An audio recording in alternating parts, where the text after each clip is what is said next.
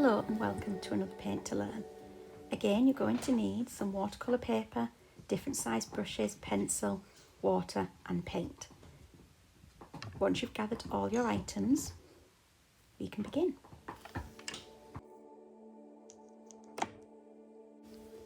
Today we're going to be drawing a Victorian bathing machine and bather.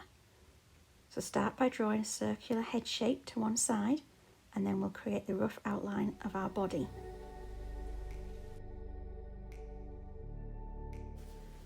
Creating this large skirt shape and then add in some bloomers underneath and then finish off with the bottom of the leg and the foot.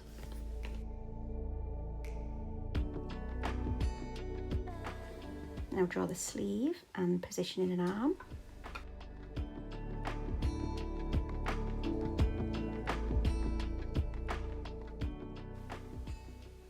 Add a cap to the top of the head and give it a wavy edge. And finally sketch in some facial details.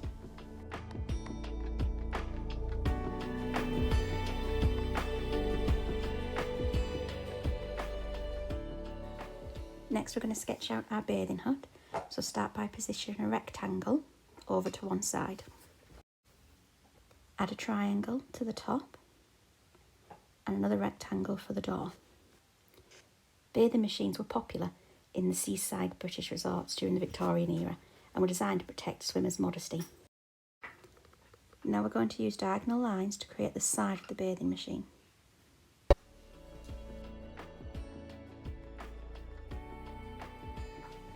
Sketch in the large wheel shapes.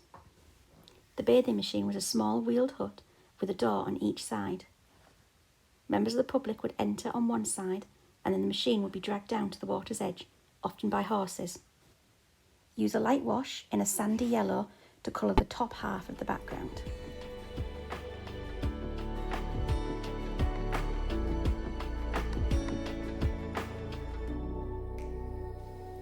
Whilst inside the hut, the people would change into their Victorian bathing suits and exit on the other side, straight into the sea for a swim.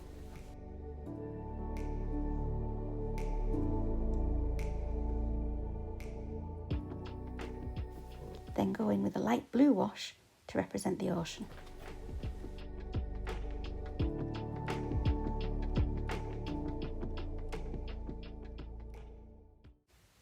Seaside holidays became popular during the Victorian era, with the invention of the railway allowing people to travel further afield. Many new seaside tourist towns sprang up during this era.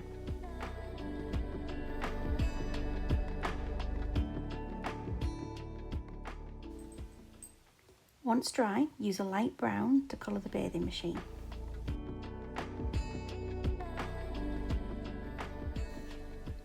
The Victorians believed that sea bathing helped relieve a whole host of different health issues, and many people would travel purely for this purpose.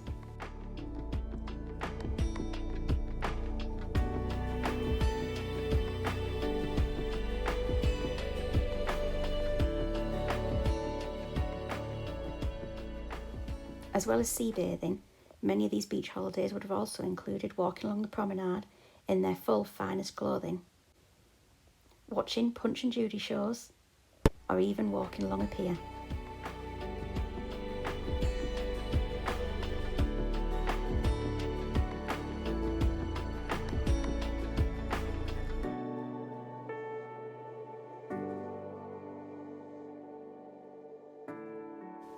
And then add some wave textures using a slightly darker blue into your ocean.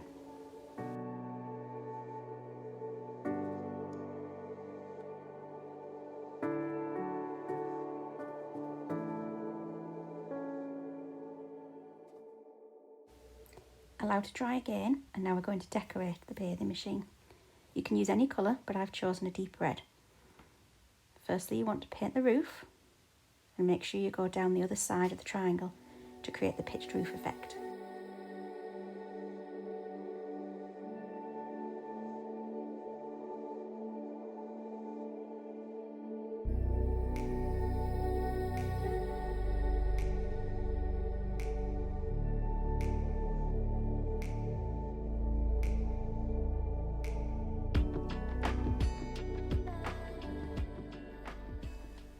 Next, add some stripes or any other decoration you feel like.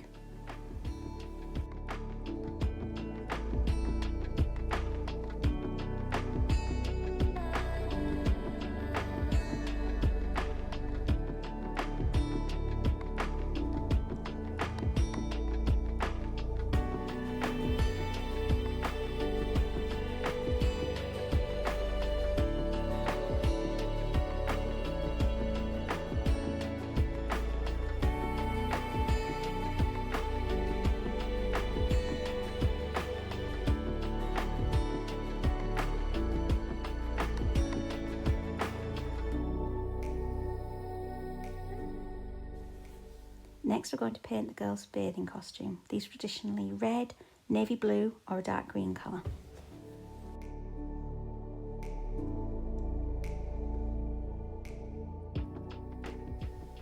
For women and girls, the bathing costume was a long dress made from wool or flannel to ensure that it did not become transparent when wet, worn over bloomers.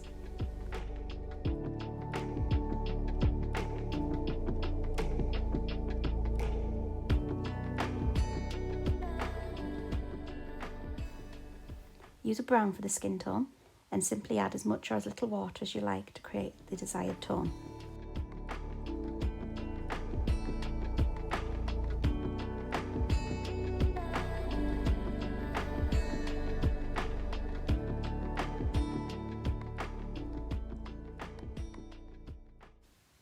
While still wet, add a dab of a peachy colour to the cheeks.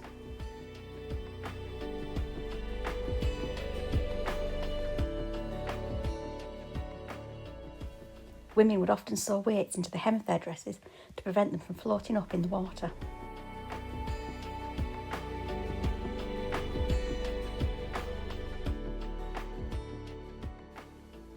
Paint the wheels and the spokes using a dark brown.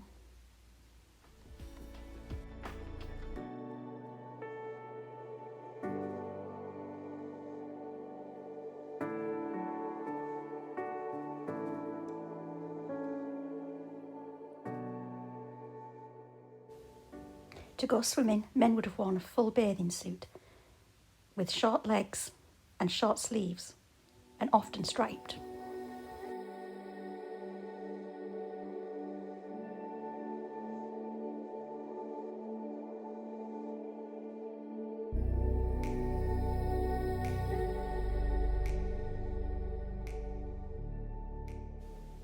And add some steps to your bathing machine.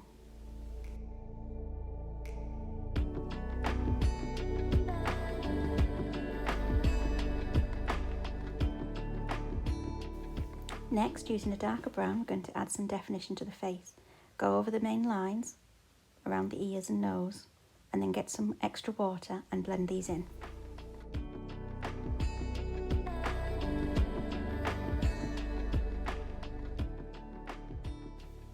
Use a rosy brown colour for the lips.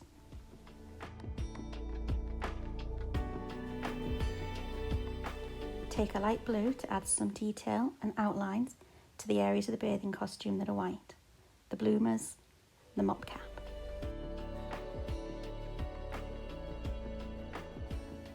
Don't worry if any of your paint runs, you can simply lift it up by dabbing it with a piece of kitchen roll. I missed out filming adding the final details to the girl, but you'll want to paint in her hair and her eye colour. Now with a white pen we're going to add some final details. A number to the door of the bathing machine and a pattern on her dress. You can go with spots, stripes, or create your own.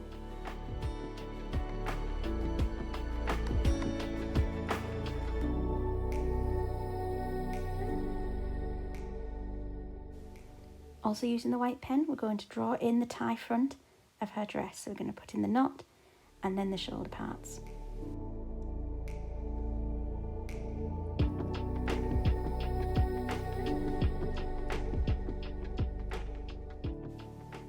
Finish up by using a black pen to draw her pupil and a white pen to give her an eye shine. And there you have it, a completed Victorian bathing machine and bather. I hope you enjoyed it and I can't wait to see you next time. Bye!